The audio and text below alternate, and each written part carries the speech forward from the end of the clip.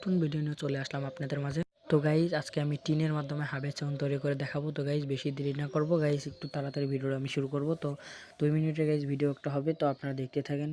হ্যাঁ গাইজ, আমি কিন্তু নতুন একটা হ্যান্ডেল বার লাগিয়েছি। তো গাইজ দেখতে পাচ্ছেন যে কেমন হয়েছে, আপনারা একটু কমেন্টে বলবেন যে কেমন হয়েছে হ্যান্ডেল বারটা। তো বেশি দেরি না করে গাইজ আমি ভিডিওটা এখন শুরু করে দিব।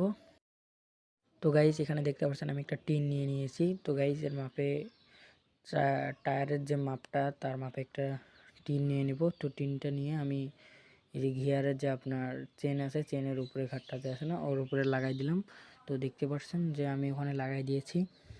গাইস এটা কিন্তু ভালোভাবে লাগাই নিতে হবে, না হলে কিন্তু এটা কিন্তু খুলে যাবে। গাইস আমি কিন্তু একবার লাগাইছিলাম, আবার খুলে গেছে, তো আবার লাগাচ্ছি, দেখতে পাচ্ছেন। তো চাকার যে স্প্রোক এই সাইডের স্প্রোক এসে, তো তার চেনের যে সাইডে যে স্প্রোকটা ওখানে আমি ঢুকাই দিব। তো দেখতে পাচ্ছেন গাইস এখানে হচ্ছে না, তো আমি এখন পরের যে স্প্রোকটা ওখানে নিব। তো গাইস এখান থেকে আপনারা কিন্তু ভালোভাবে এটা লাগাই নেবেন, না হলে কিন্তু এটা কিন্তু বারবার কিন্তু খুলে যাবে।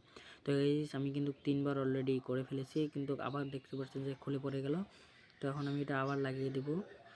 তো গাইস দেখতে পাচ্ছেন যে এটা আমার এখানে লাগা হয়ে গেছে। তো আমি এখন আপনাদেরকে একটু সাউন্ডটা শোনাবো গাইস। তো গাইস এখন সাউন্ডটা দেখতে পাচ্ছেন। তো গাইস এখন সাউন্ডটা শুনুন আপনারা।